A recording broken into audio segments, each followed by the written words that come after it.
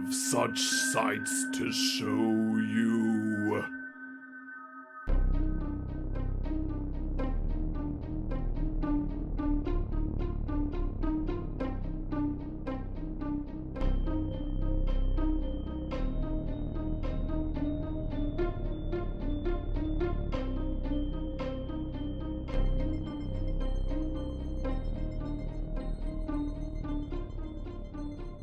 We're Poppin the Scary horror podcast here. I'm your host Coale, and with me as always I have my good friend and co-host Aaron. Aaron, I guess happy early Christmas but it may or may not be after Christmas whenever this episode comes out. I did not. So, yeah, well, you know. Season's greetings, my friend. Yeah, see, that works too. Season's Happy greeting. holidays. Absolutely. That holiday might be Martin Luther King Day, but No, it'll definitely. We have a problem if it's leaking into January. New Year's Eve, I mean. Yes, absolutely. Yes. Ideally, before 2024, we will get this episode out and everything. Yeah, awesome. But, definitely busy time of year, and what better way to celebrate the holidays than with a horror holiday film? Because I saw... Hell yeah. So, Aaron, last episode, whenever I revealed the title, Silent Night, Deadly Night, there was a bit of concern, a little reserve from you. I think it's a bad title, I just do. No, for sure. Was it mostly the title, or just what kind of film names itself Silent Night, Deadly Night, and you're afraid? A little bit of that, yeah. I mean, because they say don't judge a book by its cover, but I mean, if all I have to go off of is the title, this just doesn't sound like a good movie. You know what I mean? You don't put commas in your movie title unless you really need it. You know what I mean? That's fair. Yeah. I understand you're referencing the song if it's just Silent Night or, Violent Night or whatever. Deadly Night doesn't even rhyme. There's so many things you could have done that would be clever. You say Silent Night and then what? Like, you could do Holy Night with an E. I think I said that last time. Like, you're full of holes. Holy Ghost. I don't know. I'm riffing on the spot right here, but surely they could have spent more than 15 minutes coming up with this title. Okay, well, no worries. Yeah, I wanted to dig in more into that feeling, that reaction and everything, because I like to dig in. Because I'm guessing you've never heard of this film before. I've never heard of this film before. I feel like there's a few Christmas horror movies that are already at the front of my brain, and that's like that's all the inventory that's allowed for Christmas horror movies in the cultural zeitgeist. So, like, I just don't think this is going to be a good one. That's fair. Like this is going to have, like, My Bloody Valentine vibes. Well, that is fair. It is from the same era and stuff. Yeah. And boy, horror films, as much as I love them, they definitely try to market every aspect, because they have one for, like, April Fool's Day. I'm pretty sure they have one for, like, Mother's Day. I feel like it could be a formula that goes bad whenever you have, like, a hook and you're just trying to... It's like, all right, let's make a horror movie for Christmas. And when that's, like, your inspiration to write a movie, I'm not saying that's... I don't know what this movie's about, who wrote it. But it's just like, if that's your inspiration to write a movie, it's like, yeah, let's get people to watch a horror movie on Christmas because we're going to release it on Christmas. Like... I don't feel like that has the passion or the understanding, because you just build a story around that. Like, what would happen on Christmas? What if Santa killed somebody? And then you make a piece of shit movie. That's fair. I'm already going in with low expectations of this one, which is not fair of me at all. I'll acknowledge that, but just on the title alone, I think it's gonna suck. I think that's totally fair. I try not to sway you one way or another whenever it comes to these films, because I want your honest, not opinionated opinion. Granted, I will usually mention, like, oh yeah, people talked about this, or usually give about this, but I try to be at least, like, go in with a blank slate, because this one, my experience with Silent Night, Deadly Night was because of the sequel. Okay, I this will be light spoilers, I guess, potentially, so I'll kick around for it so people in the know, they know. Online in YouTube days, like probably around 2010, something like that, they had a clip montage of, like, one of the worst acting scenes of all time. Like, you ever seen those? And it's this It's a scene where this guy is taking out the garbage. Oh, Garbage Day? This is the film franchise. Yes! Dude, that and the one from Trolls 2 or whatever I used to quote all the time. It'd be, it's Garbage Day! You know, that's this movie, or is this franchise? Franchise. Okay, That's alrighty. from... I will give light spoilers. It's in the second one. Okay, so this is gonna be a bad movie then, if it's the same franchise. Because all I know from that movie is that clip, and that looks like a bad movie. Well, I've seen 1 and 2, and I will keep my lips sealed about it, but... At least 2 is a bad movie. I'm not going to say no. No. Perhaps next year. Next year we could dive into it, because you hadn't seen the movie, but you've seen the clip. I've seen that clip. Yeah, and they're like, it's Garbage Day! You know the clip I'm talking about from Trolls 2? Where Yes. where the nerds like, they're eating her. Then they're going to eat me! Oh my God! Yes, so... Not saying anything, but the sole reason I checked this film out in the first place was indeed because of the second one, because I wanted to get to Garbage Day. Sure. So I was curious, and so I was like, you know what? Sure, let's see what our boy Aaron has to think about it. So I'm glad, at the very least, maybe you're looking a little bit more forward to this film, concerning that at least the sequel... I love bad films that are bad in a good way. That makes sense. Yeah. Yeah. No, I love it. I'm still gonna rate it low, but I'm gonna enjoy watching it. If it's all of it's kind of like Garbage Day, then it's gonna be a great movie. Yeah. In the worst way. Yeah, it's kind of like, junk food and stuff. You know it's like bad for you, Exactly. but you enjoy it. God. Yeah. Don't get me on my McRib rant, dude. Okay. McRib rant. McRant? my Mc soapbox. All right. Yeah, dude. All right. Okay. Sure, the go for it. McRib is something everybody should try once. I love the McRib, and not because it's good. It's because it's unlike anything else. Period. I give so much points for eating something. There's no fucking restaurant out there. Your mom in her kitchen can't make a homemade McRib and make it taste like the McRib. Nobody can make the McRib but McDonald's. Because I don't even know what the McRib is. It's like a sponge meat that I've never encountered anywhere else. It's covered in like a sauce that's like lightly described as barbecue, but I don't know how they get that amount of tang in there, It's a weird fucking thing. It's not good. You eat it. It felt like you just ate something AI generated. AI generated. But it's like, unlike AI generation, it's something you've never seen before. You know what I mean? It's like, it's unique. It's unique. And so I give a lot of points for uniqueness, even if it's not necessarily good.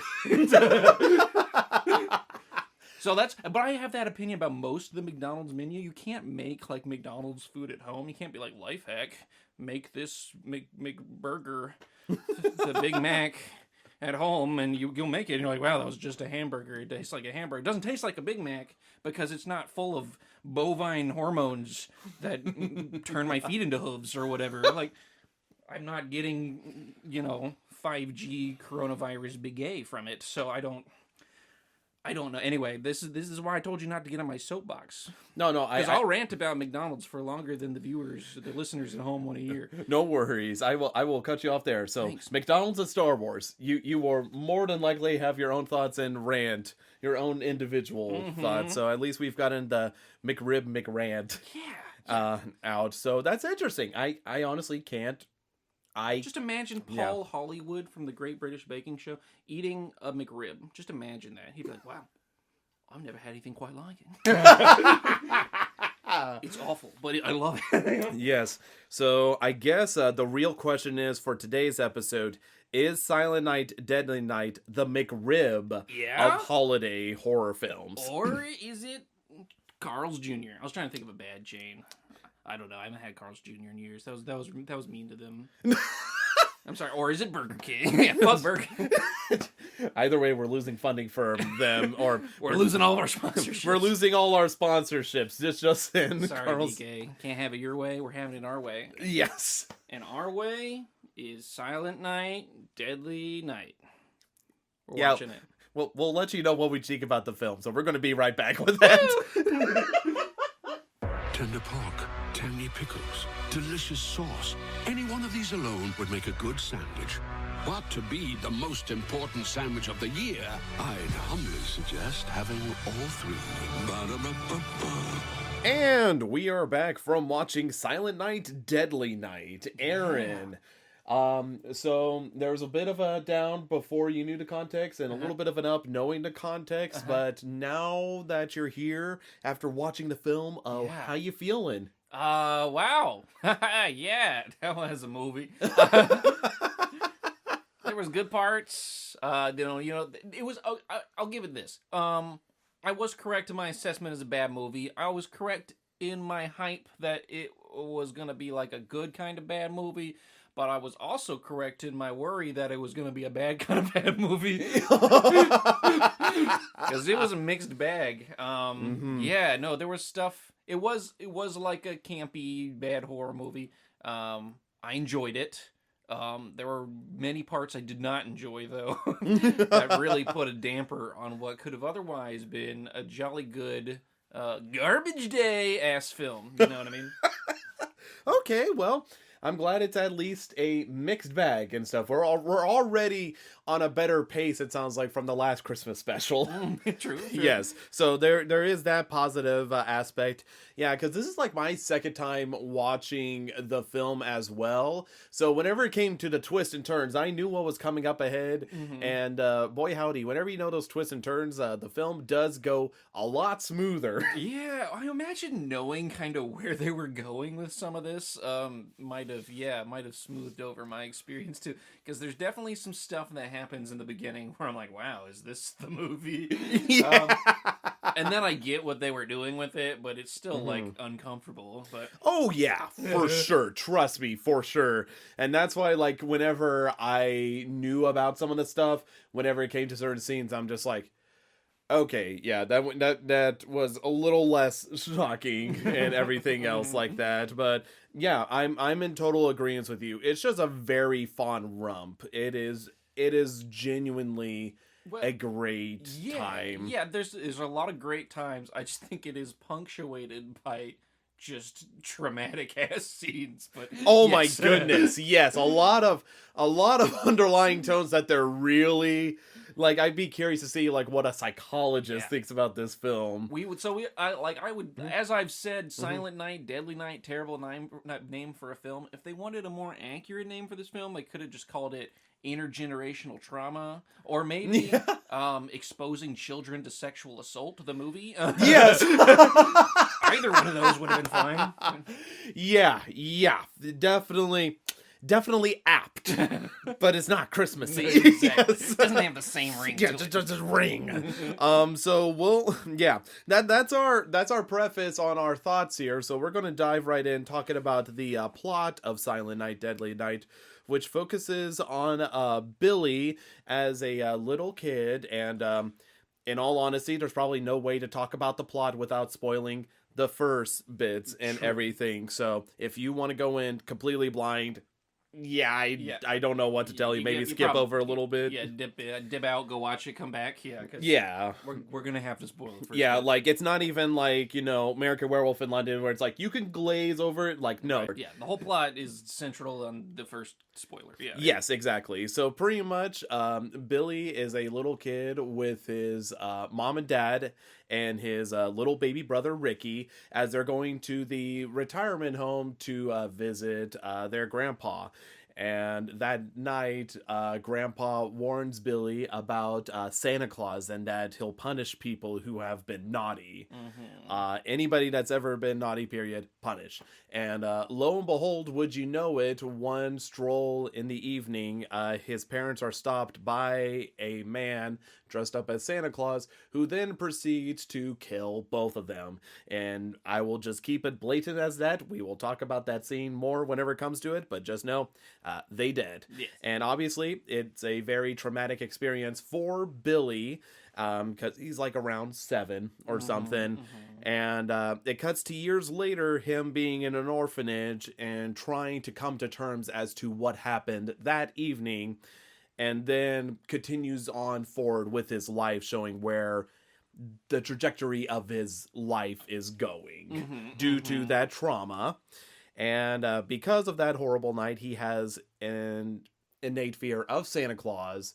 And that ends up being kind of the big struggle till it gets to crazy antics towards the end of the film. Yeah. I think that's wacky antics. it's kind of it's surprisingly a little more complicated than most horror films, which is just bad guy goes around killing people. So yeah, like I feel like they started this script with like, all right, we're making a horror movie, and so like it was always going to be a horror movie, but then they had to determine like what would make Santa Claus kill people, and then they ended up like weaving this dramatic ass backstory that was just like this wacky. Yeah, it's a lot of justification for why is a man dressed as Santa kill somebody, you know? yeah, it surprisingly gets very deep. Yeah, it's like this movie's kind of 3 movies, I think. I would agree, yes. It's like very intense traumatic drama, and then there's like a fun little for some reason a sitcom TV. Dude, one of my favorite parts of the whole film. Just montage straight out of sitcom TV. And then it's a horror movie. I would agree, yes.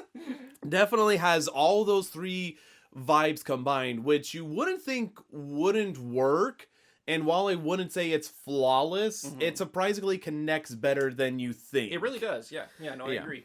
So, plot-wise, I honestly think it's fairly solid. Granted, honestly, the amount of graphic details that they do go into, it is hard-pressing. Definitely glad they didn't press even further into it, because I have seen some films that I'm like, good God almighty, it's just like literally having your face rubbed in garbage, basically, just making you feel awful. So yeah, it's definitely interesting plot-wise, because yes, you do raise the great apt point about the fact that towards the end of the film there is a killer Santa Claus there, and it is very interesting that they could have, I mean, like I said, I've seen some horror films where they put like 0 effort into it. It's just like, oh, what do you need? You just need to kill a Santa Claus, big whoop. Want to fight about it, you know? But they did genuinely kind of have more of a unique spin to the slasher genre as a whole. So I thought that was pretty nifty. I honestly was surprised, and watching it a second time through, it's like, it just goes by way smoother even. And I'm like, yep, I'm just riding the waves, you know, just going through.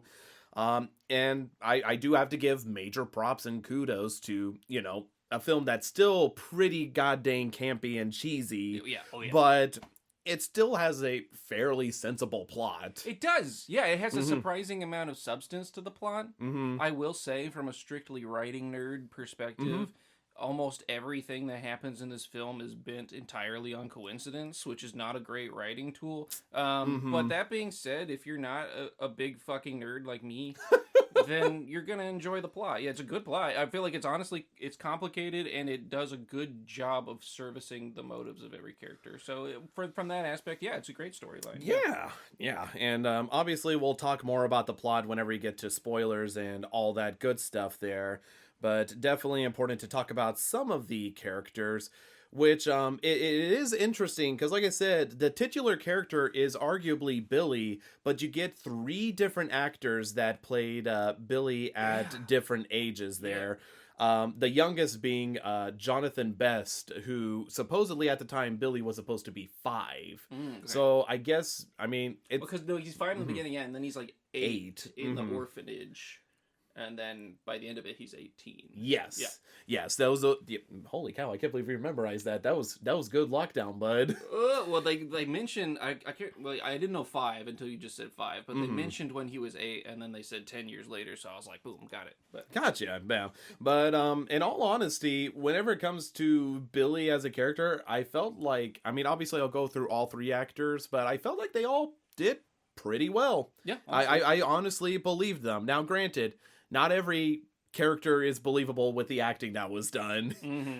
But I would say Billy, who is arguably the most important character to have the best, it's pretty good. I mean, like I said, it's always hard to judge child acting, as we talked about in previous films.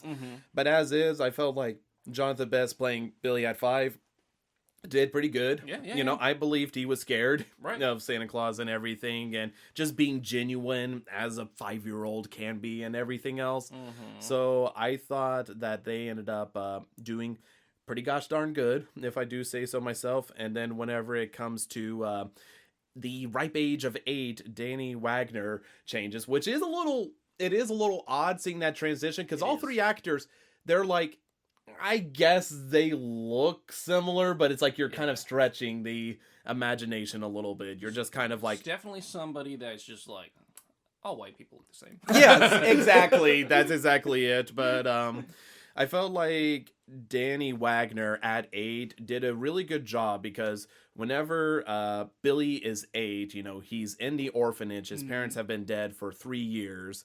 And so he's still dealing with the trauma because they were murdered Christmas Eve, you know, the night of.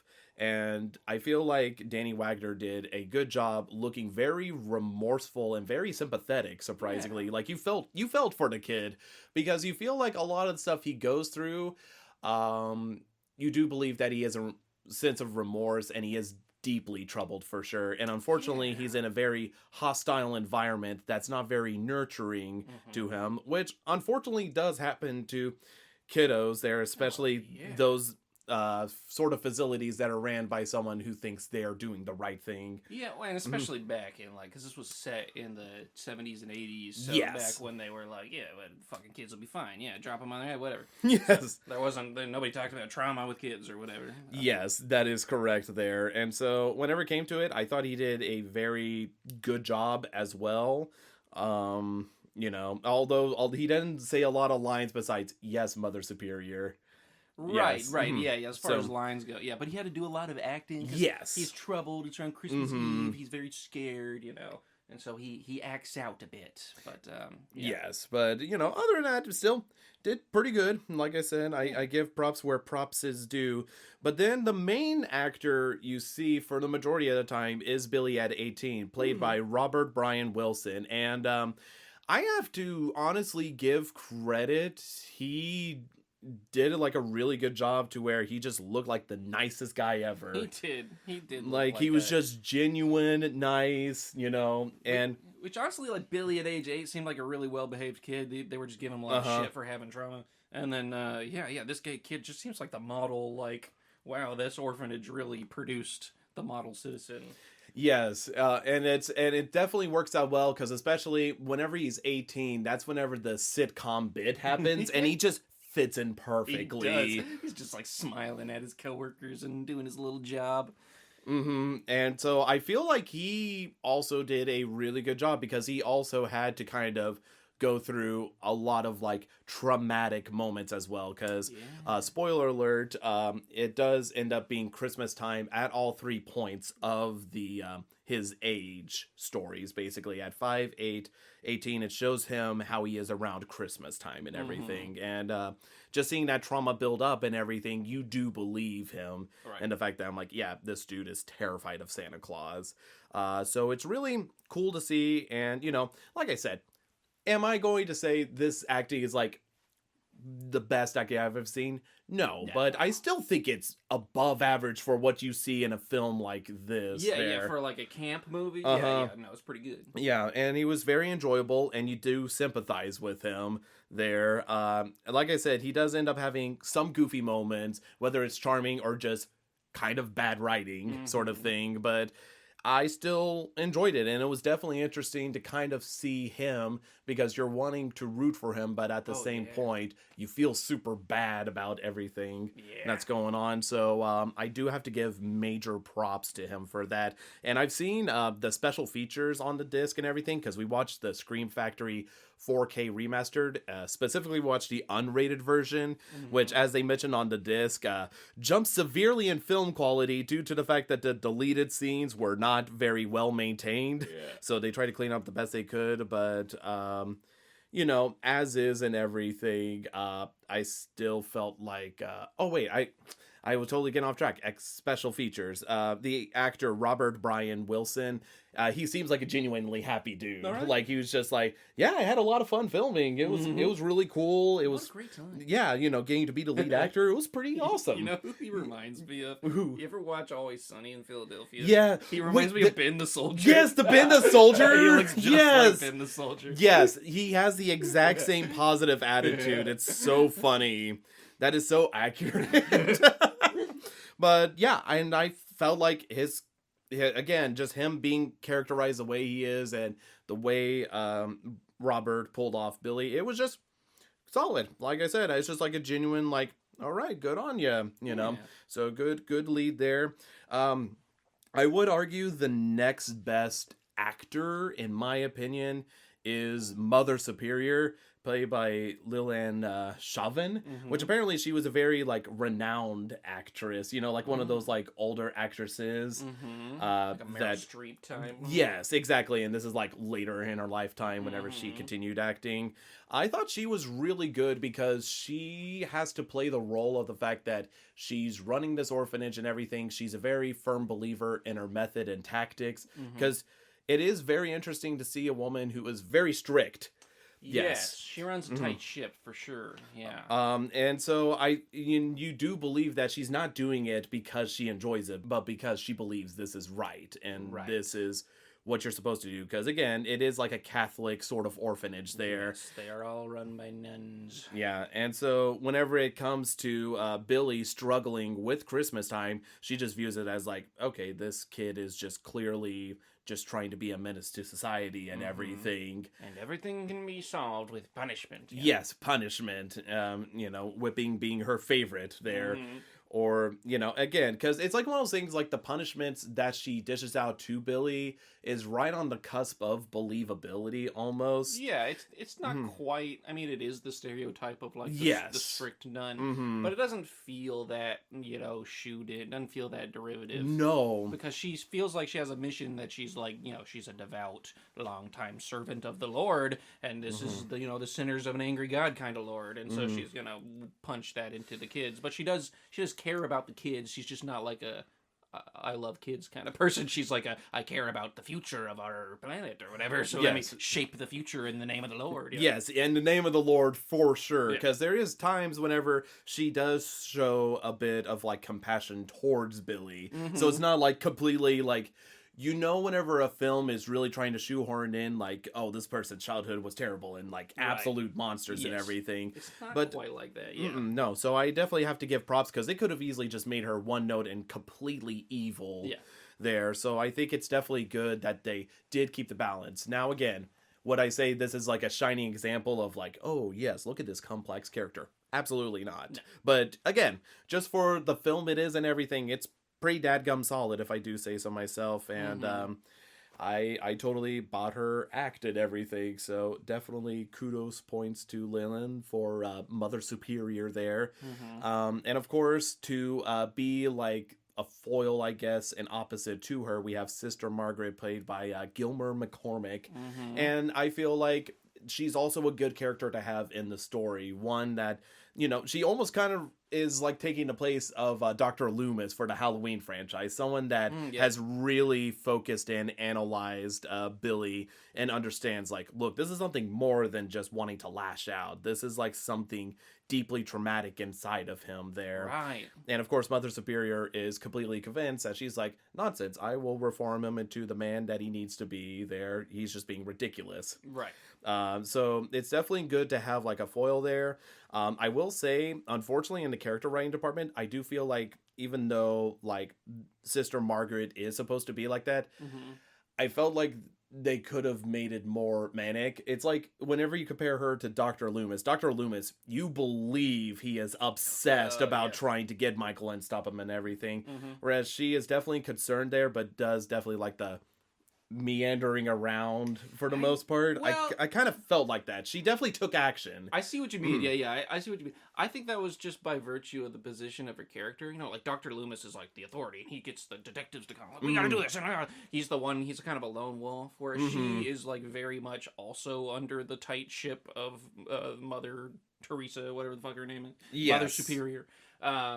So like she's whenever there's like a moment where she's like, oh no, you can go out and play, Billy, and then Mother Teresa's like, or I keep on saying Mother Teresa, Mother Superior's like, you are bad for leaving, Billy, and I'm gonna beat you. And she's like, no, I let him. She's like, shut the fuck up.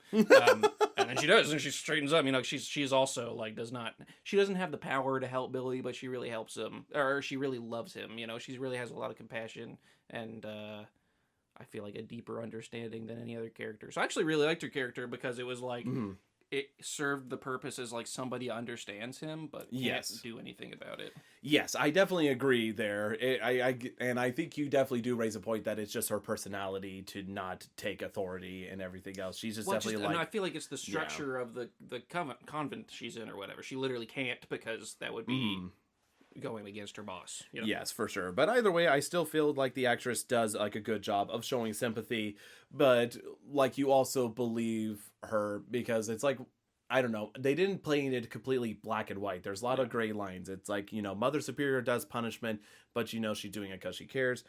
Sister Margaret cares, but she's not going out of her way to absolutely defend her. Like, say, even though I love the film Carrie, the gym teacher is all on Carrie's side of the court. True. There, which again, still love that movie, love that character, no diss, just comparison. So I think that's definitely a good point to raise up about it there. So yeah, I would definitely agree with all that there. I guess like other characters we could talk about quickly is the grandpa. I have to mention the grandpa. He's only there in the beginning. But only there in the beginning, but he makes his performance count. He does do a really good job. Because the whole thing is like with the grandpa, whenever Billy is like age 5, he supposedly can't talk or hear anybody, but whenever they leave the room, that's whenever he turns to talk to him, and he tells about Santa Claus. He's the one that instills the fear of Santa Claus initially in Billy because he's like, oh, if you've been at all naughty, you will be punished. And he knows, and he will find you. Yeah. Doing that, like, he just is eating up the scene and everything else. And then, of course, whenever they come back, he just acts like he didn't do anything at all. And, like, I have to give credit where credit's due with the parents and the writing. Whenever, like, Billy raises it up and say, like, oh, I'm afraid of Santa Claus. It's like, well, why would you be afraid of Santa Claus? It's like, Grandpa told me he punishes kids who have been naughty and everything. And it's like, did he really say that? It's like, well, I don't know why Billy would lie about that. Yeah. Like, it doesn't make sense for him to randomly lie. So I did like that writing as opposed to the dismissal of like, oh, you're Grandpa a kid. Can't talk, so shut up, Billy. Yes, and they were like genuinely like, if Grandpa's saying this stuff, we need to call the doctor. Right. Like doing that. And the mother and father, which I believe is Ellie and Jim, played by Tara Buckman and Jeff Hansen, I believe. I felt like they did a very believable job being parents. Granted, their time on screen is very limited. True. So they don't get a lot to do so, but, they, act like nice parents and everything. Yeah. They have some complexity, too. I feel like even all the minor characters, they gave them a little complexity, which I appreciate. They could have just been like, oh, whatever. But again, I do believe them as parents and that they do love the kid. And the fact that the father would stop to help out the unknown killer Santa at the time. Right. Especially because he's dressed as Santa Claus. It's like, well, gotta help Santa. Yeah, and it was just funny because he's like, oh, he must be on his way to a party. And they're like, oh, we should wake up Billy and point it out. And Billy's freaking out. And he's like, oh, nonsense. It's just Santa. Nothing bad is going to happen. Then something bad happens. Bad does happen. Yes, for sure. And it is funny because they could have easily not shown that they could have made it a complete surprise thing about Santa being evil, but you see the early scene establishing that this Santa is a straight up criminal. Right. There, specifically with the storekeep and everything, which again was cheesy as all get out, but I love me some good brie, some good Munster. And it's honestly, and it's in service to the character. A lot of you watch this movie and you're like, wow, why are some of the characters actually pretty good? Why is the plot pretty good, like, for this movie? Yes. And it's because they took the time to, like, set things up properly. So you're not just... Because, they could have easily just cut that beginning part, and then you see the killer Santa, and you're like, what the fuck is that? But you saw the part in the beginning, so you don't have that reaction. You just go, "What the fuck is that?" to the actual events that unfold, but not to the characters and their motivations. Yeah. So I definitely think, again, for what it is good and good everything. We can talk more about the actions of the characters later. We're just trying to go through a quick synopsis because there is definitely more characters to talk about. Not quite as much as the thing from another world, but at least like we can remember them specifically more so. Yeah. Like we're looking at the place Billy works at, which is a toy store there. There is the manager, Mr. Sims, played by Britt Leach, and he's just a big goofball. He is a very big goofball of a character there.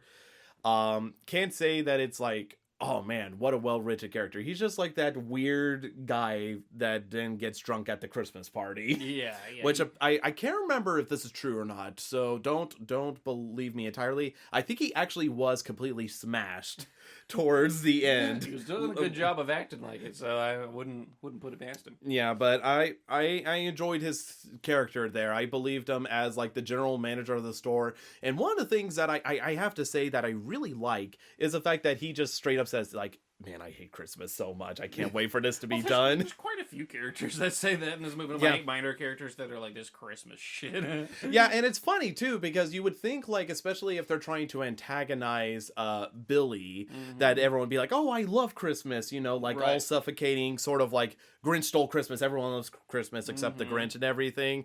But no, there's like a lot of people's like, yeah, Christmas sucks. Am I right? Right. And going to be glad when this is over and everything.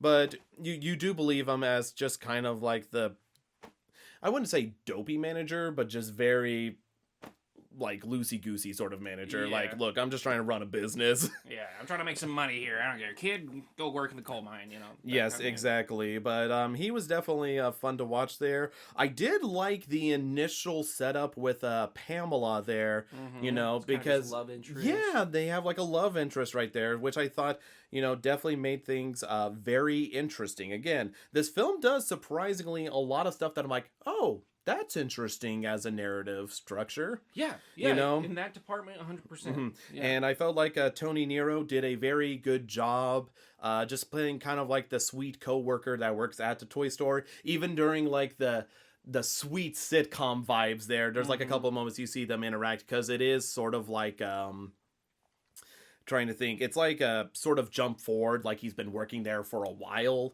Like it wasn't just immediately like, oh, hey, you know, it's Christmas time. We need extra workers. You hop on and everything. It looks like he's been working there for a period of time. Right. So I felt like even though her character doesn't get a lot of development or anything, it's more of an interesting idea for Billy as a whole to play off of. And I feel like overall she is believable as like a girl who'd be super sweet to the guy at work. And it is interesting how things develop later on, which I will not spoil. I think I think around the Christmas party is where I'm going to stop the spoilers as a heads up there. Yeah. I think that's definitely a good point. That is a good point. And then you have the douchey coworker played by Randy Stumpf, Andy. Yeah. Yeah, but He's just a tool. Yeah, absolute tool of a being, and he does it well. I mean, he's literally constantly antagonizing Billy himself about his work ethic, being like, "What are you doing around standing there, standing nothing?" You know. And to his credit, he's like, "Hey, the first couple months you worked here, I thought you were a pretty good guy, but now you're all being all spaced out and." You just get back to work, piece of shit, you know? Yeah. And it's because he's having trauma responses to all the Christmas stuff going on. But, yeah, the guy he didn't care. He's like, why aren't you working? Yes, and that was a pretty good job. And like I said, past this point, the characters start getting paper thin. They are literally there as device there, like especially like two lovers you see later in the film, Denise and Tommy, played by Lena Quigley and What could Leo ever Getter. happen to two lovers in a horror movie? Who knows? They are exactly that. They do a good job. They're funny. They have a couple of good lines, but that's all they serve as, basically. There's like a slew of policemen at the end that all like have roles, but also they're just there to service the plot. Yes, they are just cops there. And then the only other one I could even talk about maybe is, again, just sort of filler character, Miss Randall, played by Nancy Borgenite. Yeah, she was at the Christmas party there. She's there to fulfill a purpose for the film. Yeah.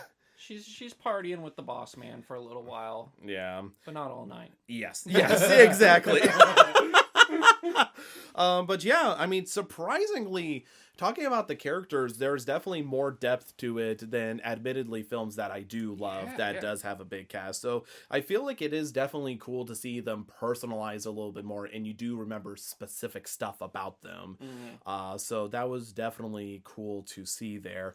I did want to talk about one aspect, because I mean, it was initially the very first thought you had with the film that you said out loud, which is the opening credits. You're like, well, sound department gets a 10 out of 10. Yeah, the opening sound for this movie is just like Team Fortress 2 ear rape from 2008. That's how they decided to do the opening credits. But yeah, it was just very like...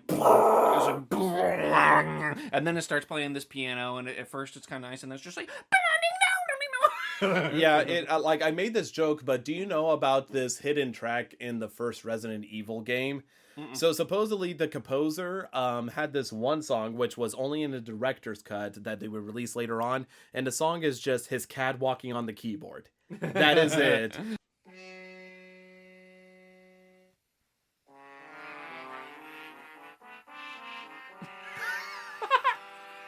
That is just a cat walking on a keyboard.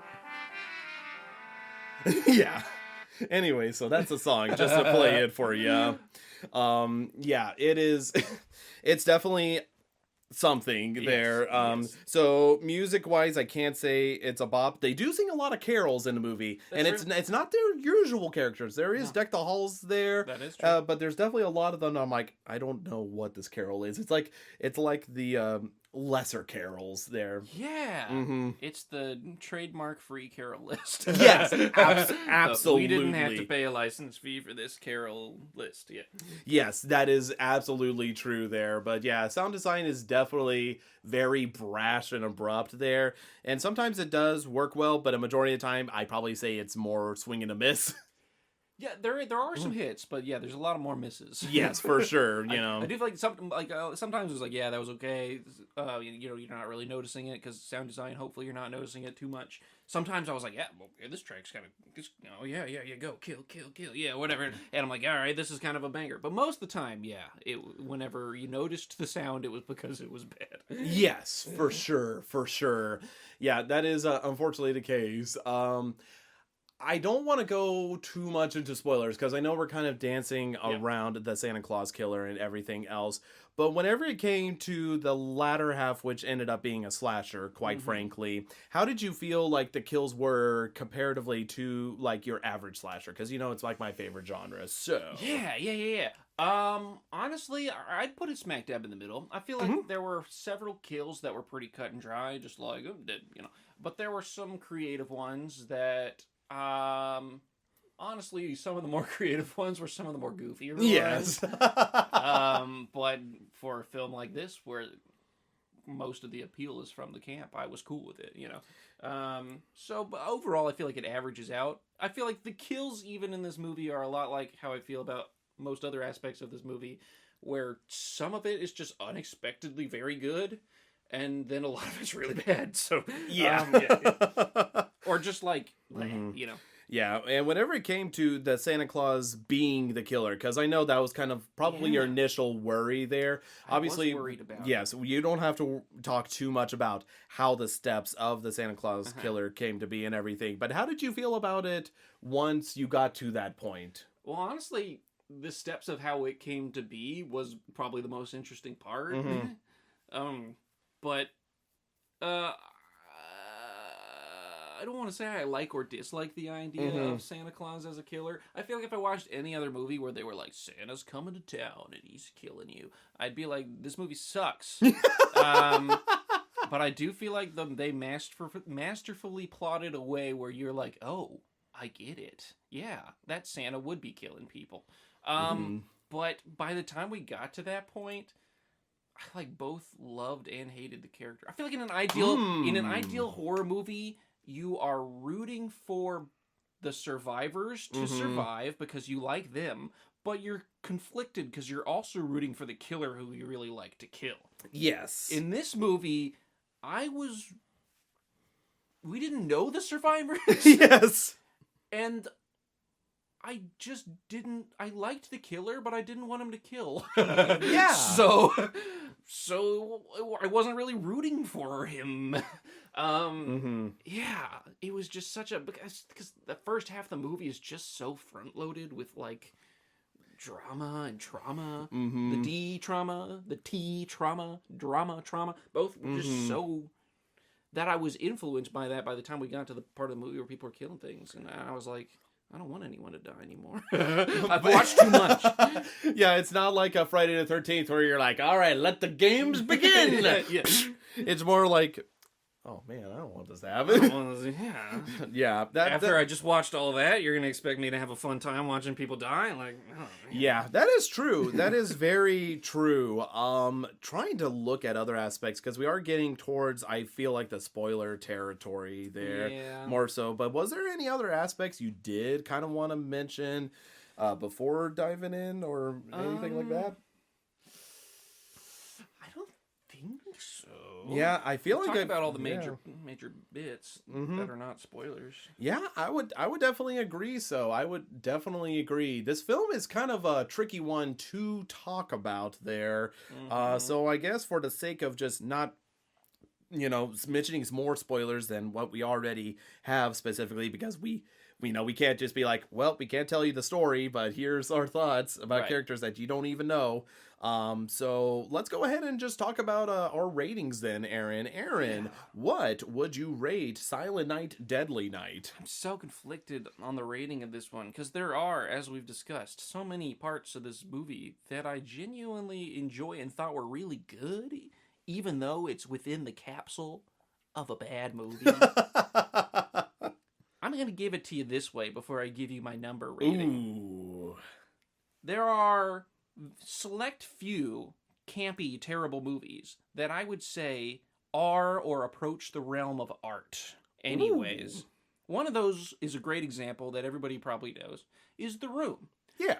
That movie was so bad it became good, and so good at being bad that it reached the pinnacle of art. I feel like that you could put The Room in a museum and justify it.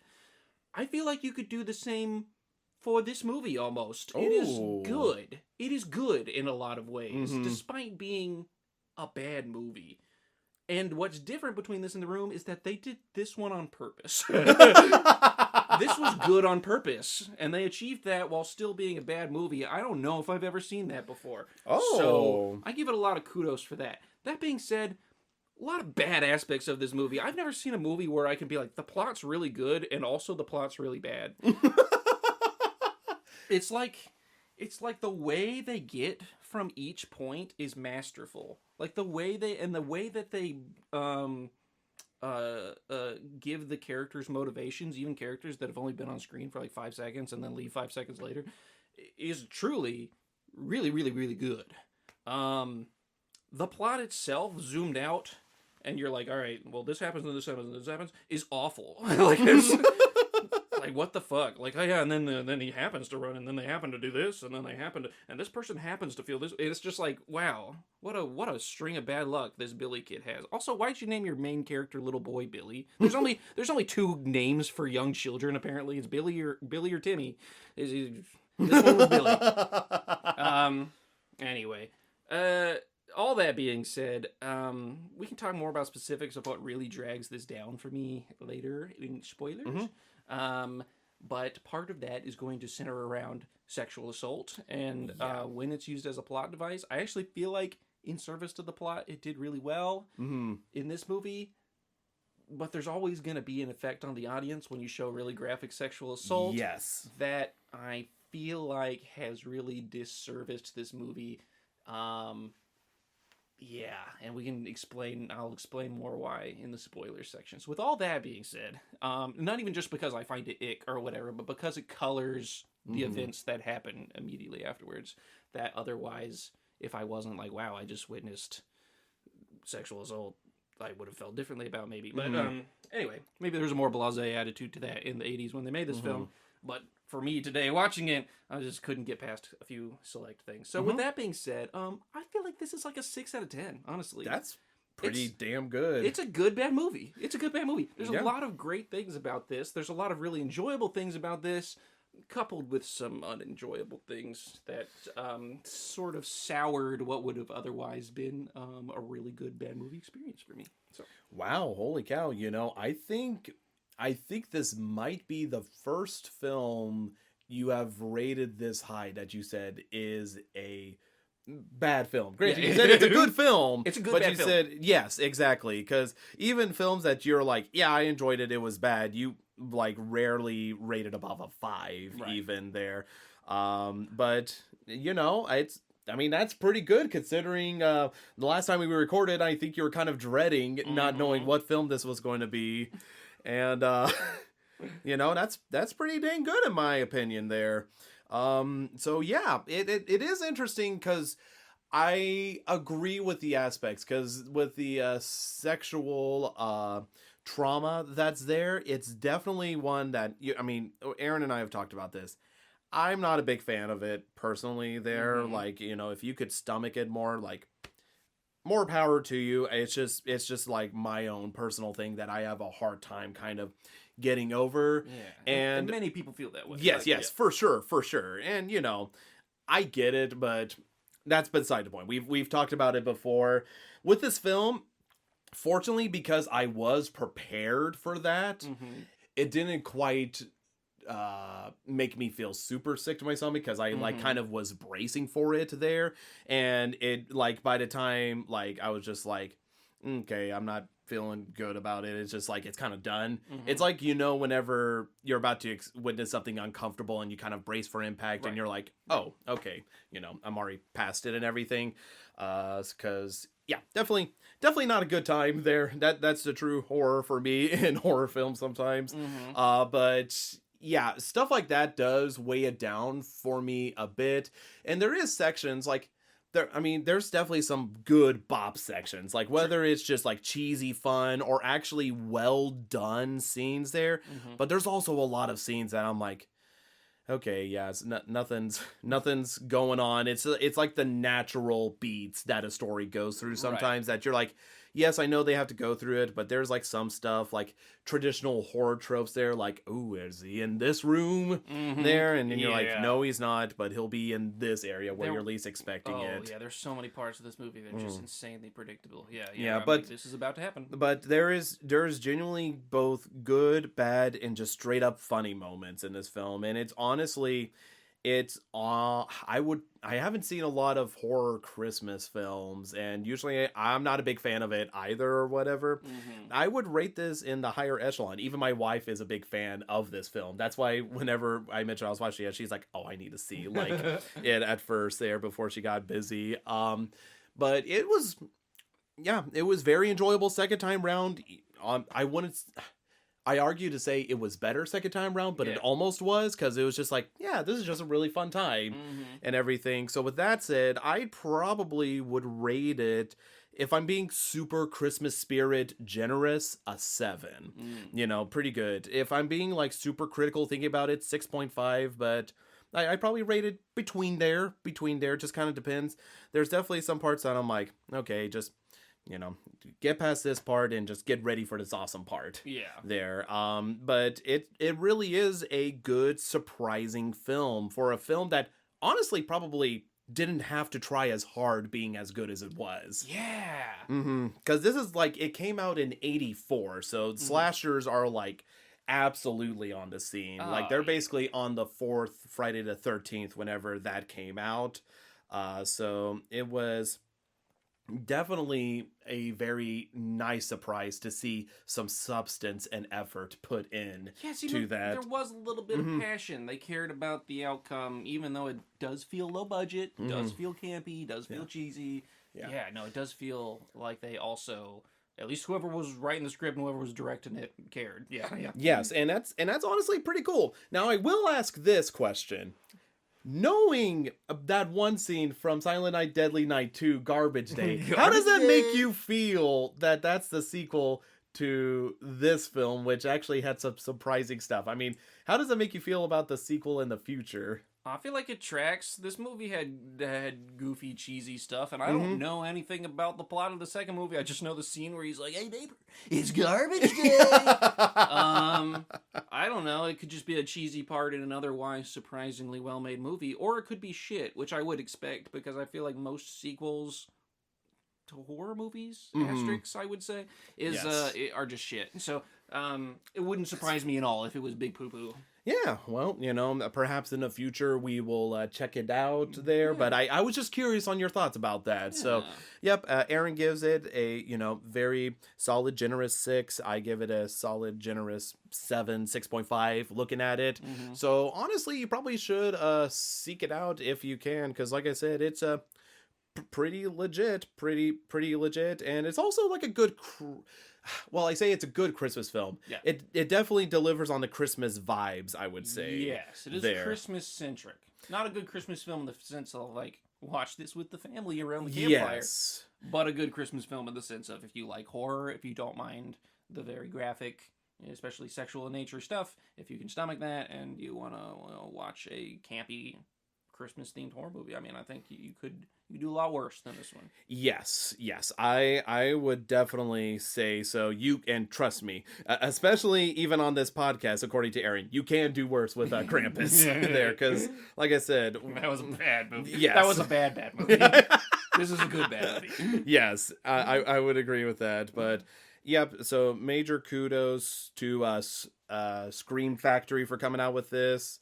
Honestly, they did an excellent job, and Justin, who worked on this film, also did an amazing job with this as well, restoring it. So major kudos goes to Justin Beam for restoring this film, because that's the other thing about the Blu-ray release. Aside from the unrated special deleted scenes that were thrown into the film, it's honestly restored clean. It's like super crisp looking. I mean, aside from the other scenes, which does immensely drop in quality, it's a good remaster, and definitely is just a good title to have. So definitely try to seek it out if you can, if it's streaming somewhere, like maybe Tubi or something like that, or just buy a copy.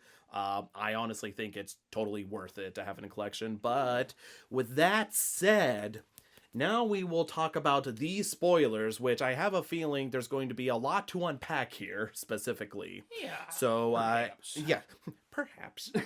But without further ado, Aaron, please unwrap the first spoiler underneath the tree. Yes. Well, we did talk about this a little bit, but we didn't go in complete details. Let's start from the beginning with the Killer Santa Claus, the trauma that starts it all. Well, I mean, the first trauma that starts it all is Alzheimer grandpa yelling at him, but we talked about that. Then he thinks Santa's going to kill anyone, and there comes the first plot coincidence. Oh, immediately after he was told Santa was going to punish you if you were bad. Here's a Santa Claus in the middle of the road. He's scared, and this Santa Claus is like a carjacker. He just robbed a gas station for $30 and is like, and then his car breaks down, and then he kills the father, and then, of course, he has to rip open the blouse of the mother, and I was like, oh, good, sexual assault. That's what I wanted. Oh, jeez. And I didn't understand why until later, because, like, when you just watch this, like, they really just wanted to show some titties that bad. And I was like, well, this is fucking stupid. I was having a great time until this point. And then the kid has to watch the whole thing from the bushes. He's like, where are you? I'm gonna kill you, And it's like, well, this is very traumatic for a child. And then they just time skip, and I was like, okay. But that's the first. It's the first. How did that hit you the first time? Oh, I was terrified as soon, because, like, again, I'm like the same way. Whenever, like, the blouse is ripped open, I was like, oh my god, why no. they gotta do this? Like, no. But it is surprising because it does have a place. I mean, let's not beat around the bush. I'm sure that they're like, we're going to need to show some titties this film, but how can we do it for this film? 1,000,000%. These titties, and then the other sexual assault titties, and then his weird reliving the trauma by peeping through the keyhole. Yeah. There's a lot of just, they're like, we have to show tits, or people aren't going to watch the movie. So almost every instance of tits is just like, ooh, they didn't need to be titshier, but there are. But at the same time, it's justified by the plot almost every time. Yeah, I'm just glad that whenever it did come to that initial sort of assault scene, it wasn't more graphic than what they could have. Because he does, like, Bro, stop trust himself, me. and then he's like, where's the kid, or whatever. Yeah, because, like, she's fighting back and everything, punching back, and then he just, like, Kills her. yeah, punches her out, then slits her throat and everything. So I was glad at the very least they didn't linger any longer on it than what they did. If they didn't do, like, actual sexual assault. Yes, exactly, because then I'm just like, really drags me down and everything. I mean, I'd rather just not face it at all, but, Yeah. you know, Dude. for what this film has, I'm able to stomach it. Yes, and I'll give it credit for that because this kind of stuff does kill other movie experiences for me. Yes. Very recently, I decided to hop on Tubi, and my girlfriend and I have been like, every once in a while, we get in a mood to watch just some sort of weird, like, sexploitation film. You know what I mean? Because it's funny. And we were just trying to find the most ridiculous titles, and I found one that if you guys are into sexploitation film, you might be familiar with it, called Nude Nuns with Big Guns. Oh my gosh, I've heard that. Have you watched it? I have not watched it. Don't watch it. Yes, I won't. Here's what. Thank you. We watched for like 15 minutes, and I was like, "This is gonna be great." It's like terrible movie. It's terrible. It's campy as fuck, but it's like modern campy, you know. And they're like, you could tell it's some student project film or some shit. And there's like nuns in the desert, and they're cutting up coke, and they all have their tits out for no reason. Oh my gosh. And I'm like, great, this is what I wanted. Until there's like a gas station scene, and these like bikers roll up, and they just like take the guy out of the car and just like rape the mom and like make the daughter watch, and it just goes on for like, and like by the time I was like a minute and a half into this scene, I was just like, I'm turning off the movie. Like, that could have been a great movie. I don't know. I'm not gonna watch the rest of it because I was just like, this is disgusted, and it's obviously like, I don't know. I was like, whoever made this just like jerks off to sexual assault every day and wanted to make a movie. Like, I don't, and that's being translated now to me as the audience. It's no longer in service to the plot. And it's just really, it just gives me an ick. Like, I just wish I had a warning or something beforehand that like that was gonna happen. I was like, whatever. Now I'm gonna be very trepidatious heading into my next silly movie. I wanted to watch some nuns with their tits out and guns. I didn't want to watch people get raped. You're like, really? Right in front of my titty nuns with coke? Right in front of my salad. Yes. Yeah, anyway, that was a tangent. But that being said, that kind of stuff will really just, I will turn it off. I will be like, yes. But something like this, or something like that scene in The Sopranos we were talking Oh about. my god. It can be, even though that one was the most uncomfortable scene on television I've ever watched in my life. Absolutely, 112% agree. That was art. It was masterfully done. It was necessary for the plot. It was disgusting. It was revolting, but that was the point, is because they needed the rest of the episode for you to have that thought lingering and understanding that everything's happening is centering around that scene you just witnessed. Yes. And I get it. In this movie, it actually is the same. It's the same. It's the same. I didn't quite get that in the beginning because the movie doesn't. I mean, I feel like you have to be a complete master. You have to be the Sopranos, man. Yes. To convey that in the beginning. But to its credit, it's only like 10-15 minutes later in the movie wherever he's like peeping through the keyhole and he sees the two people having consensual normal sex, and he's like, but that's still bad in his mind, and it triggers because the only other time he's seen that is whenever, you know, the guy was ripping open his mom's shirt, and it's like, oh, and it's actually like a heart-wrenching, traumatic sort of drama in a campy, awful horror movie. So like, this movie gives me whiplash a lot because I was like this is well done in a movie that's not well done. You know what I mean? Yeah, it was definitely interesting, and like I said, for me watching it a second time around, because I knew that was going to happen, I was bracing for impact, but it does go by quicker, you know, than it could have there, because they really could have just been selling it. But again, and also not to mention, it is served as a plot device. It doesn't feel like, you know, hey, let's just do it because and everything. The boobies are always because, but like the actual sexual assault and that kind of stuff is in service to the plot, and I commend it for that. Well, and that's the thing I find interesting is the fact that whenever you do the jump skip to age 8 Billy, and he sees like the two like having consensual sex and giggling and stuff, again, the only other time he's ever seen somewhat of a sexual sort of sensation is whenever his mom was being attacked by Santa Claus killer. Yeah. And he's like dealing with that trauma and everything. But not only that, the Mother Superior comes in and then starts beating the kids down, being like, you've been naughty, and then hearing the screams and everything. Right. So that's being like bashed into his head. And even whenever Mother Superior confronts him, because he runs away, because he's like, go, get out of here. She's like, do you know what they were doing?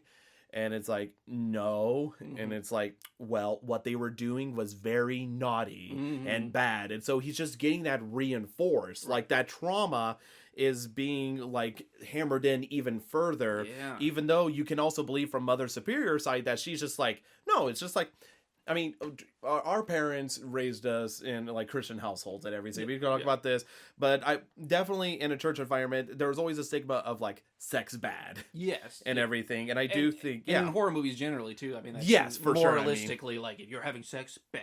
Yes, for sure. But definitely like having that also be put in. So like not only because he felt bad about like it, but then he's like getting any sort of like sexual sort of thing, sort of like, again, the moralistic thing is being bitten into him. And again, it is very surprising. And even though like, that's the other thing as well, is the fact that in this household, I guess, this orphanage there, whenever he's seen like either wanting to kill Santa Claus on that crayon drawing, they're like, oh, he's just being a terrible kid and everything. He needs to be punished. And so they're just constantly punishing him, trying to cope with all these feelings there, which is honestly depressing, but also well done, surprisingly, just to help forge him on the path, because as you find out later, he does become the killer Santa Claus. Yeah, I unironically think this is a great movie to show somebody that doesn't understand like trauma in children. Like I would show this to elementary school teachers, even though it's like, yeah, just skip past the sexual assault is like, don't watch this in front of your kids or whatever. Yes, don't watch it in front of children. But this is actually great of like trauma informing of like, this is how trauma works, and if you misunderstand it, they could become the Santa Claus killer when you could have helped them and help understand why they are doing this instead of just being like, oh, bad kid, Yeah, and that's honestly the interesting aspect, because you also don't feel like Billy is trying to be an awful kid. No, he's just trying to cope. He seems like a really good kid that's just like, he's traumatized. Yeah. And it's like, why he's afraid of Santa Claus, because he visualizes that. And again, it's just one of those things that they're like, don't be ridiculous. Right. And if they'd worked with him to like absolve his fear of Santa Claus instead of just forcing him to be on his lap and he runs and cries away and then beating him for it, or like tying him to the bed for it, like if they had just actually gone the mother, what was her name? Mother Superior. That's the Mother Superior, and then Sister Margaret. Sister Margaret, yes. Yeah. If they had gone the Sister Margaret's route, was like, we gotta help him. Mother Superior was like, no, old fashioned rules, baby. Yeah. He's gonna learn today. I'm gonna beat it out of him. And if they had just embraced a more trauma informed way of helping him, then maybe he wouldn't have become the Santa Claus killer. But also a lot of coincidence along the way. Like, oops, our Santa broke his ankle. Well, you have to be Santa. And also, nobody told me, even though you're working in the toy store at Christmas, that you have a weird thing about Christmas. So we didn't even think. You could have just asked for the day off. That is funny. All kinds of things could have happened for him to not become the Santa Claus killer. But that is funny. They somehow got him into a costume. They somehow didn't notice that he was like whispering death threats into kids' ears while they were all acutely watching him. They didn't notice. And then Pamela, that whore, God, she was flirting with him the whole time. And then she goes back with the other guy, and she hadn't done that. But then if that guy hadn't been a fucking weird rapist, he wouldn't have gotten fucking murdered either. But then what was Pamela all about? She's like, why'd you hurt him? Yeah, that was so weird. Especially the first time I watched it, I'm like, what the fuck? Like I understand, being like, oh, that was an unnecessarily harsh reaction, buddy. But choking him out. But also, like, thanks for helping me. I'm gonna go call the police over there. Like instead of that, she's like starts hitting him, and it's like, yeah. It was just it, and it does. Oh man, oof. There's some stuff to unpack there.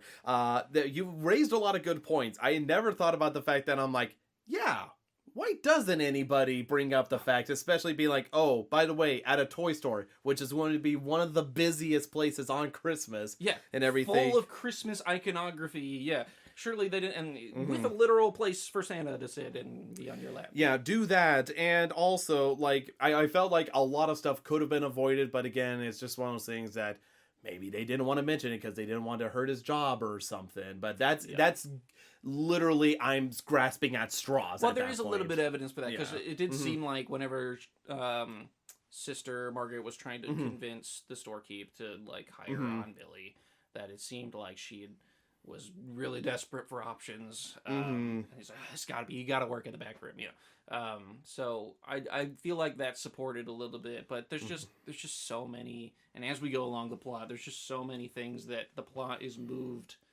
The characters and their motivations are serviced really well by the plot, and that's what I think is masterful.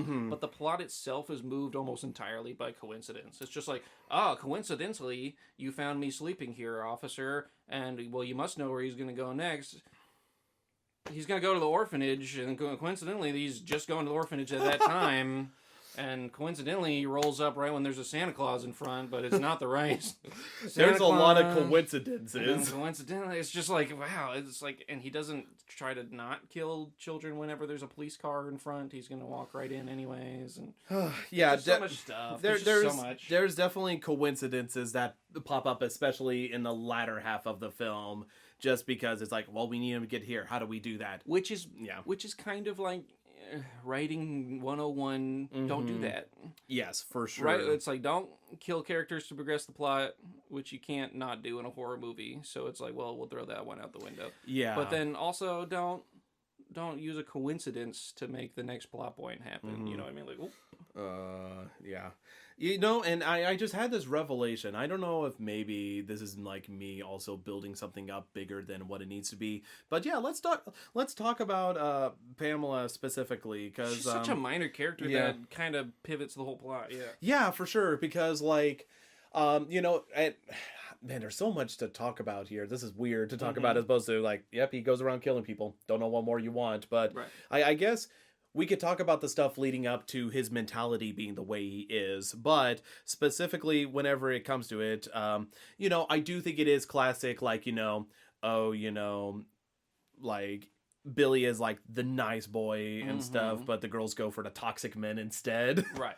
That just happens, you know, sort of like traditional trope there, because ended up having like Andy, the douchebag, go back there with Pamela there, and you know they're up to no good because he's like, oh, I got a present for you to unwrap, it's just for you, you know, sort of thing. It's like, why can't we just unwrap it outside? It's like, oh, you don't want the others to see this. It's Yeah. my penis. I wish he would have just said that. It's like that one scene from Dr. Horrible's sing-along vlog with Captain Hammer. The hammer is my penis. Yeah, anyhow. But then whenever it does get back and Andy is clearly like pushing and assaulting her there. Yeah. You know, like honestly, by the time Billy came in and like killed him with a strand of Christmas lights and everything, I was like, okay, cool, because it did make sense specifically because he likes Pamela. You could tell he had feelings for her there specifically, and seeing her be attacked the same way his mother was attacked by the killer Santa Claus there, it just immediately triggers that emotion. That's what kind of snaps. But not only that, the one thing I do like that they add in addition to that is that he has been dressed up like Santa Claus all day, and they're like, okay, you need to be exactly like Santa Claus. Yeah, just pretend like, and they don't know that his perception of Santa Claus is, yeah, he's the guy that kills you if you're naughty. Yes, exactly. And not only that, but like, he received affirmation there. Like, obviously we'll go back to the Pamela scene, but like on the kids' labs talking about it, I did like him being like, stop it. And he's like, you're very naughty. And you know what happens to kids who are naughty? They are punished. And then the moms are like, he is such a good Santa Claus. Because they don't hear what he's saying. He's like mumbling to this girl, and they're just like watching them, and the girl that was like whining starts being quiet, and they're like, he's so good with kids. Yeah, it was so funny.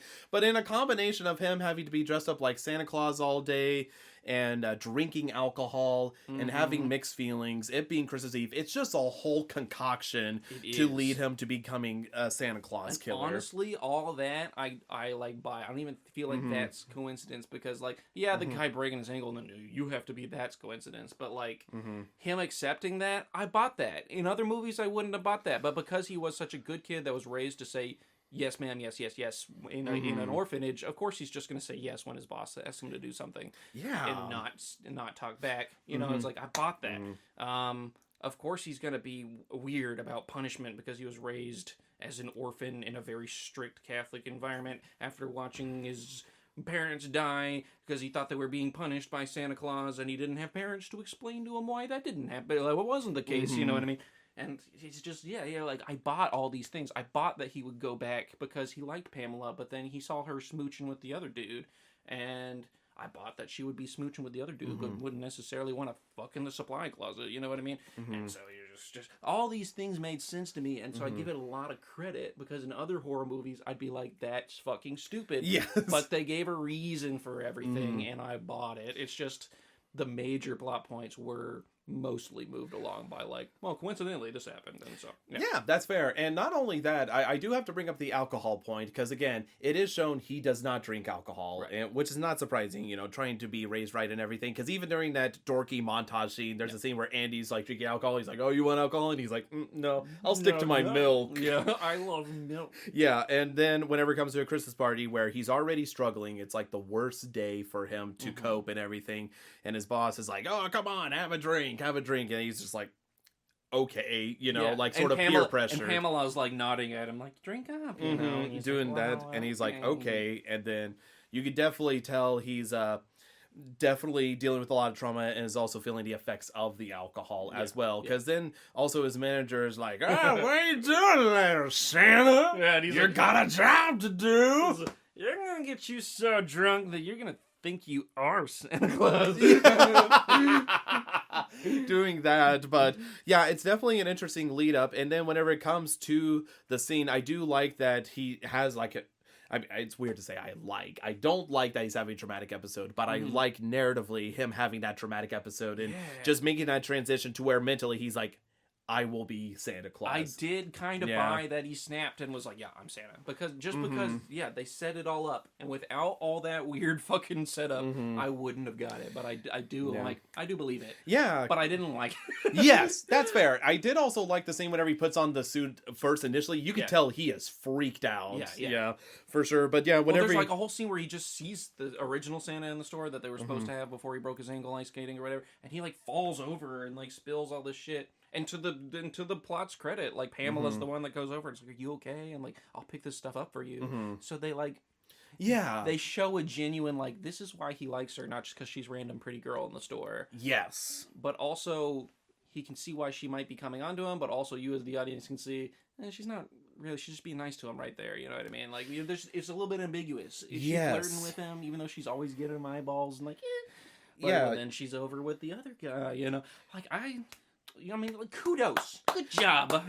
Good job, movie. Good job, Silent Night, Deadly Night. Any other horror movie wouldn't have put in those little details that make you believe the characters and their motivation. Yeah, for sure. And I will say that one of the problems that does arise is, even though, I definitely think it is good that it doesn't feel like she's ever leading Billy on at all whatsoever. She's just being super nice and sweet to him and everything. But whenever he does kill Andy, her to, again, be immediately mad, be like, oh, what are you doing? Like, killing him. Which, again, like, whenever I watched the first time, it made me more mad about it. Then second time down, I'm like, okay, I know she's going to die and everything. But it does, I don't know, I feel like that just kind of sends the wrong message, and I felt like they just only did it for another body there specifically, because it does say the same, like, well, wait, was she actually wanting to do that? Because it didn't seem like she wanted to do that. Definitely muddied the waters. Yeah, she definitely didn't seem like she wanted to do that, but then I feel like maybe if they had just shifted her reaction a little bit to be like, like, I'm upset that you fucking killed him, like, I would understand that. But she's just like, no remorse. She doesn't even like she doesn't cover up or anything. You know what I mean? Which I would expect from somebody that was just sexually assaulted to cover up and still be hitting Billy or whatever. To feel both those emotions at once, to be so vulnerable from being assaulted, while at the same time being so angry at the next version of trauma you just witnessed, which is that this guy just picked up a dude from off the ground and strangled him to death with Christmas lights. Like, it was a weird reaction that I was like, I feel like they only gave you that specific reaction so that Billy would kill you. Yes, I feel like that's the only reason as to why I felt like that could have had a better rewritten version there. Yeah. Like whether she lived or died, that's different. But I just feel like it just, I don't know. Like I said, because you do feel like justice, like even though, yes, Billy, like killing them immediately, I can understand that's maybe going a little bit too far, but also at the same point, he did stop someone who was sexually attacking another person there. And it wasn't like a no, stop. It was like 30 seconds of Billy standing there being traumatized. Well, she was like, no, and like hitting him. Like it was like obvious she didn't want this to be happening. Yeah, and not only that, but like Andy like actually hits her and like pins her to the table, and so it's definitely very assaulty there. Definitely not consensual whatsoever. But so it does make it a little bit of whiplash whenever she is immediately like, oh, well, why'd you do that? Or whatever. Right. And I'm like, no, you're saying. And then it is not even like we're joking when we're like, why'd you do that? She's like screaming at him, like hitting him and stuff. And it's like, bro, this guy just saved you from getting full on essayed. Yes, and so then, he cuts her up with the box cutter there. And I would say the next two deaths of the manager and the other gal in the store, it's just more original slasher trope, killing them different ways there. It was just like, now he's full on crazy mode. He just killed two people and he thinks he's the Santa guy now. Yeah, killing the hammer and everything with the manager. I thought it was okay. Like it's like, well, you killed the guy, cool. Yeah, it was just like, okay, yeah. I did like him killing the other gal in the store. That one was good. That was just so stupid because again, she does manage to like trick him there because she's like wearing this hat and she makes the point that she's putting on this hat and he thinks that he sees the hat on the other side of the aisle and then turns out it was just a stack of toys and then she pushes him over and then is trying to run to the door and everything, which is locked, and then manages to grab an axe off the ground and is about to break the window and he goes, no!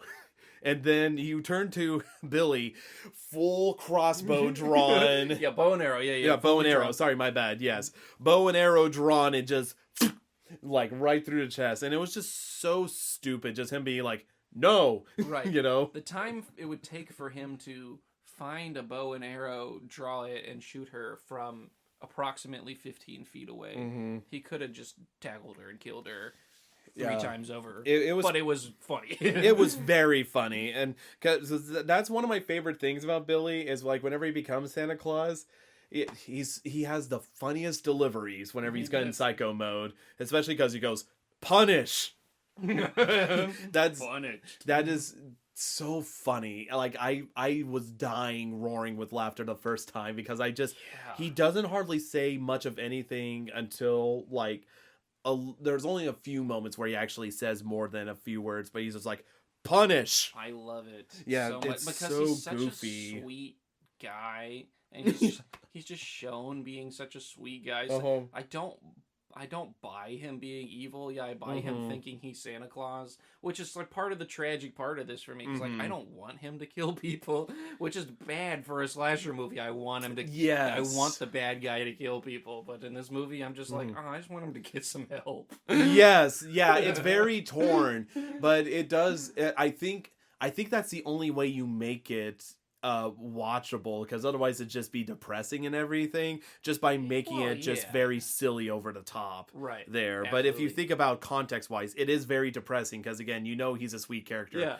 and now he's going around killing everybody because he's having a traumatic episode. Yeah, and that's what I meant earlier when I was like I don't even remember how I worded it earlier. I totally blew a brain fart. I think you said something specifically like, I want to see him kill people, but I also don't want to see him kill people. Like, I feel like I can't root for him to kill people. Yeah, but okay, so all the sexual assault kind of stuff, I can buy it because it's in service to the plot, but whenever, I'm in, witnessing trauma mode along with Billy and empathizing with him, I can't switch to like goofy slasher mode. You know what I mean? Like, that's fair. It is a very weird juxtaposition. Like, if you want me to like truly empathize and you build this character and it's like, wow, that was a lot of trauma that we both went through together because I watched it and then I'm seeing you grow up. You know what I mean? Mm-hmm. It's like the movie just expects you to switch gears and it's like, now there's a goofy Santa killing people, and I was like I can still enjoy the scenes, but like now I know all the context, I don't enjoy them as much. I'm like, I just want Billy to like get the help he needs, yes, or at least kill people in an equally traumatic way or something. You know what I mean? At least not it be goofy and pinning somebody to the antlers on the wall. Like if he was actually scary, then that would almost be better to me. It was like they put a great plot in the wrong movie. Like, yeah, I could see that. Yeah, they were like, if you just told me this plot and I just watched it without any of the camp somehow, if you could just scrub all that away, I'd be like, yeah, that was a really good, thought-provoking horror movie for it being what it is. It has no business being that good about a guy that turns into a killer Santa Claus. But it's all almost disserviced to me by the fact that, yeah, it's like, okay, now I'm supposed to just go on this jolly romp of a Santa Claus cutting somebody's head off as they slide down the hill. Like, oh my gosh, like that seems so funny, but like I don't want Billy to do that. I want the Santa Claus in the beginning to do that. You know what I mean? Yeah, I guess it's like if you threw in like really good comedy into like a really sad film like Schindler's List or something like that. It's almost like this movie was supposed to just be the Santa at the beginning doing all of it, and his only reason is that he's like a homicidal maniac on the run, you know what I mean? Yes. And like I would have been like, yeah, cool, goofy, great. Grab that woman by her boobies and throw her up on the deer. Like, great, do it. But whenever I see, like, wow, this boy was never careful, like, they spend, like, half the movie just hammering They do. Like, in a genuinely, like, actually sad way, what a sad life this kid has had. And not in, like, a goofy, like, and the nuns hated him because he was the character they're supposed to hate, and blah, blah, blah. It was just like, no, it's like, wow, I just feel so bad for this kid. And then it's like, and he's the goofy Santa killer. It's like... Do I love this? I don't think I do. Like, that is fair. I'm very fortunate that I am able to transition a little bit better. I lean more into like the goofy aspects, but I see exactly where you're coming from though. I'm just very fortunate I'm able to shift to it because good Lord Almighty, like the goofy times are rolling by the time he's because there's that kill going on. And then this script honestly has some kind of good good goofy writing. It does. Like especially whenever it comes to the two lovers that they cut to randomly there because they need extra bodies. Like make it out of the pool table. It's like 2-ball quarter pocket. That line. I was like, wow, like they knew what they were. They knew they were making some cheesy ass shit. But they also tried to make it good at the same time. It just was so bizarre. I mean, you talked about the room earlier and how there's like pictures of spoons in the picture frames and everything. There's like these majestic tiger paintings in this house as well with shag carpet. That's just 70s, man. It was the most 70s house. They were playing pool in the basement. That's shag carpeted, completely wood paneled on the side. We had this massive tiger painting and they're both like shirts off with jeans on and blonde haired little people. I was like, this is the 70s. Yeah. If somebody was like, tell me what the 70s were in like 20 seconds, I bet watch this scene. Yeah, there you go. Wasn't filmed in the 70s, but might as well been. Yes. That was just, it was just funny and everything. And I do like that they do set up stuff like the sisters, the little sister is looking for her older sister there, and it's just like, oh, well, you should go back to bed because Santa Claus won't come otherwise, you know. And whenever she hears jingles outside, she's like, oh, that's my cat and everything with the bells. Just runs to let the cat in completely topless. Yeah, like, Daisy Dukes, completely bare-chested. And I do like that, you know, you're thinking, okay, it's going to be Billy coming through as Santa Claus because he's on the killing spree there. And it does show the cat, like, immediately, like, come in, like, on the jump scare part. And it's like, oh, okay, punish. And he comes through. And just grabs her. Yeah, he busts through that chocolate bar of a door. Yeah, she, like, closes the door and like, moves back from it, understandably, because there's a guy with an axe there. But he doesn't think to just open the door. He was like, I'm already committed to this axe thing. Like, Yeah. and just like goes down this one ply toilet paper ass door. Yeah. It was so funny, and just seeing like the perfect throw. He is an Olympian. Dude, like, I didn't know exactly where the film was gonna go the whole time, but like by the time they showed 18-year-old Billy, and he's just like ripped and like 6'6" for some reason. I was like, yeah, this guy's gonna kill some people. At first, I was just like, wow, it's just everybody in the 80s this, and we've been McDonald'sed down to our current form. But no, he's just supposed to be massive. Yeah.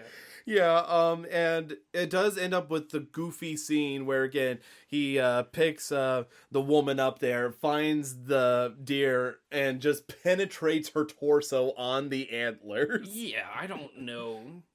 Scientists hate him. Yeah. Yeah, it was just definitely one weird trick. Yeah. They were definitely in slasher mentality of what silly kills can we do? Yeah. There. I'm a fan of like deer antlers being the kill device. That's one of my minor spoiler, I guess. Sorry. Mm-hmm. That's one of my favorite kills in Get Out. You know, where he rams Yes, him with the deer. that was so good. But yeah, no, this one was like.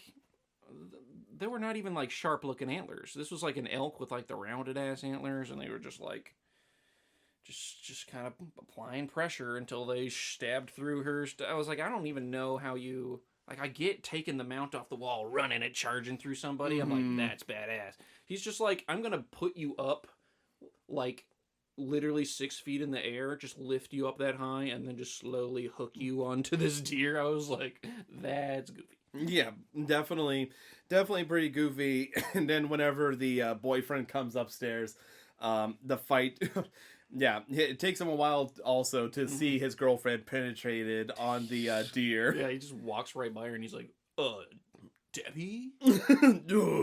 If she's playing a prank on me, I swear I'm gonna kill her. Like, they made sure to put that line in. Yeah, gotta make sure to put that out there. Oh my gosh! And then they did the classic slasher thing. Well, he like beats the fuck out of old Billy Boy, and like he falls down the stairs. And they did the classic slasher thing. And I was like, oh god, where he like calls the police facing the other direction. He's like, let me just go into my phone corner and look at nothing while I call the police. I sure hope that guy I only hit twice isn't gonna murder me from behind. Mm-hmm. And then he gets murdered from behind. Yeah. There's several moments like that where I was like, wow. Like in the end when the police officer comes up the stairs and they like show the shot of him slowly coming out and he's like relieved. I was like, yeah, he's about to get axed in the face. And then immediately he gets axed in the face. Yeah, there's goofy moments like that. I will say with the boyfriend, I did like him tossing him out the window, and you see the body has like glass sunken into his torso, like literally huge panes of glass. Yeah, because that's about how fucked up you get if you actually jump through a glass window. Action movies have lied to you. Yes. You'll get cut the fuck up if you jump through a glass window. Yeah, they're window. not like, disintegrating into very nice rounded cubes or anything. Yes, they don't use breakaway glass for actual windows. Yeah. Yes, so that was fun to see there. I love the scene of Billy walking through the house and the little girl goes, Santa? Yeah, that was actually pretty good because I was like, oh, are they going to do child murder? Like, I've seen 2 sexual assault scenes that I didn't think were quite necessary. So, like, are they going to do child murder and then somehow convince me that was necessary to the plot later, too? But thankfully, to their credit, they didn't. I feel like that's the one thing you can't quite get away with in this era of horror movies is just killing kids. You can't even do it in Skyrim. Yeah, definitely. It's just there's definitely some like, if you do this at cinema, you're going to have a bad time. Yeah, there to killing kids. But I did like the way it was set up, and I felt like they chose a very good actress to play the little girl, because this is like the sweetest girl ever. And again, because the first time I saw it, I was like, oh no. Oh no, is he gonna kill? But I do just love that whole interaction where it's like you could tell he just fully believes he is Santa Claus at that moment. And she's just completely straight up like, yep, I've been good all year. He's like, are you sure? And you see him pulling out the box cutter, which he killed Pamela with earlier and everything. And she's like, yeah, I promise. It's like, hands it to her, and she's just looking at it very confused. Right. You know, it's not like a joke like, oh, thanks, Santa, but it's also not like, oh my god, you're a murderer. It's just her being like processing everything. Honestly, great performance. That's Yeah. how a kid would react. It's just like, I don't get it. Like, Yeah. And then, you know, just Billy walks out and everything, you know, just fulfilling his Santa duties and everything. But it does end up being... I do love the fact that you mentioned Sister Margaret, you know, is at the police station kind of warning them like, look, I went to the toy store and I saw everybody's dead. I think Billy's having a traumatic episode, killing everybody. And so we need to find out where they're at and everything. And they try to, once they guess, they're like, oh, I bet he's going to the orphanage, you know, and everything. That one of the kids is talking on the phone and says like, hold on one moment, and just leaves it off the hanger there. And then it's like, can't get on. It's like, who would be on the phone? Right. What another coincidence to propel the plot. Yeah. But it's so awful, but so funny in the fact that they're like, okay, if you see the Santa, you know, shoot to kill. So dumb. And then leading up to it, you see like a man dressed up like Santa Claus. Exact same outfit as well, mind you. Like the bells around the wrist cuffs and everything. And then the police officer immediately shoots at Santa because you see him reaching for it. And not only that, he shoots Santa Claus in front of Billy's younger brother, Ricky. Yeah. And so... Yeah, who's like going to give Santa a hug or whatever. And yeah, just immediately upon seeing Santa, I was like... Yeah, just like shot dead and everything. And I love the fact that they could have just left it at that, like, oh, this isn't him. But no, they wanted to make sure you knew who it was and why it happened and everything. Because they're like, oh no, that was the father dressing up as Christmas. It's like, well, why didn't he stop? He's deaf. Yeah, he couldn't hear your commands or whatever. Which, So- like, I don't... Even if he wasn't deaf, I probably couldn't hear his commands while I'm in a schoolyard full of children and the cop is yelling them from, like, the street way down the driveway, and he's like, stop moving! And then just goes, Pip! Like, I don't think I would have heard that. God, it was so goofy. Oh, I do have to talk about, like, one of my... This is probably my favorite kill in the film, maybe, next to, no! You know, sort of shooting. My favorite kill was the cop killing Santa, to be clear. Oh my gosh. Yes. You're talking about the one that was we the just talked about, yeah. Yes. Oh, killing Santa Claus. Yeah, the one we just talked about. Yeah, yes. yeah. Okay, no worries. Just Killing want to make sure. actual Santa, yeah. That would probably be my second favorite, probably. My first favorite is the sled. Sled's pretty good. The whole setup is so bizarre and weird. Because, like, the acting, like, for the most part is on par, under par, you know? Under par, yeah. Like I said, pretty good. That's good but, in golf terms. It's bad. It's bad acting. Yeah, over par. Over par.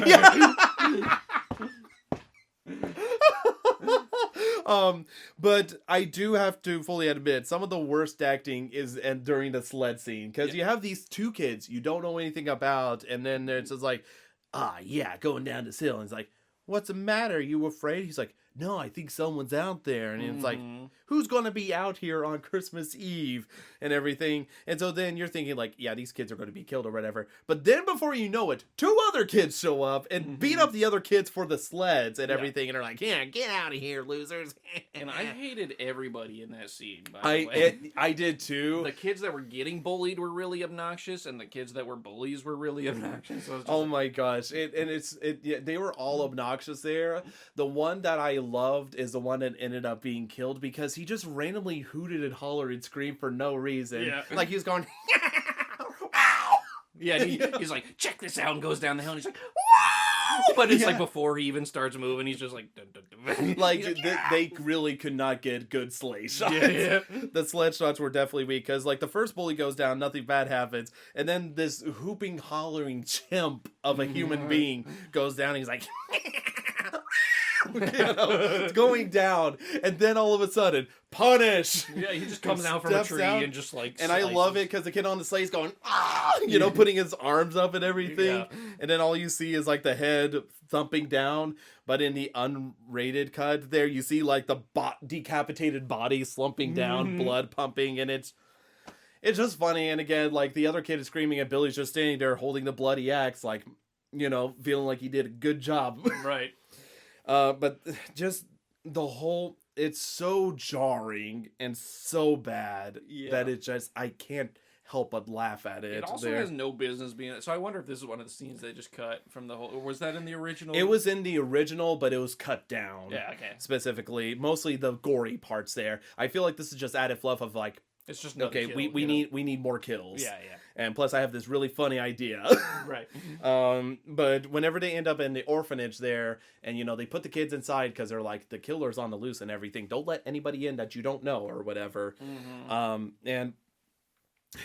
average cop McGee is on patrol and everything, looking around, and it does stretch out for a long time because you see him look over and he's like, "Oh, is he in this room, this generator room or whatever?" Because he goes down, and I think it's a furnace room. Yeah. He goes down, and it's a long freaking panning shot there, and you know what's going to happen as soon as he goes back to the stairs. Punish, and he gets like axed in the chest and falls over. Which why he wouldn't wait for backup? I mean, anyway, he's just a really bad cop. He's a very bad cop, very bad cop, and I do, even though it doesn't. I will say with Billy getting inside the building, I believe why he got in the building there. It is still bad that they didn't lock it or do anything because he's dressed up as Santa Claus. One of the kids sees it and is like, "Oh, Santa Claus!" He runs up to open the door and let him in. And, Billy is pretty much having his eyes on Mother Superior because he views her as being ultimately naughty for everything that she's done.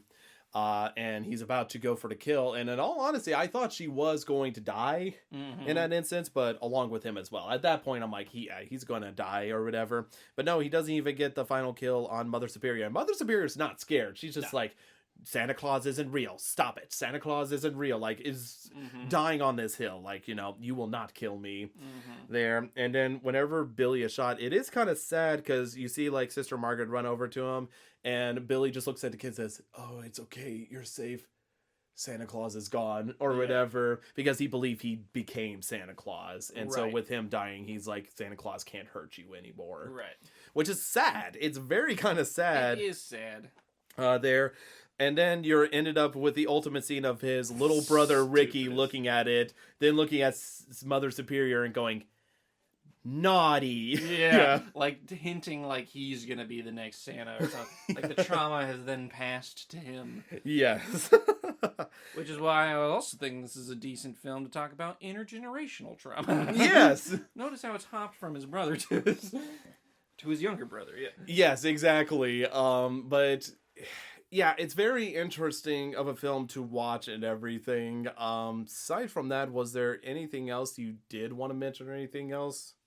I mean, there's some scenes we left out, but I feel like they're fairly inconsequential there. They're just added fluff. I definitely think I brought up all the ones that were... I mean, there are definitely some other scenes that are like, yeah, it was funny. Like, when he tries to kill the Santa that was climbing in his daughter's bedroom or whatever. Like, the two cops roll up to that house, and they're like, "Oh, the Santa's breaking in," but it's...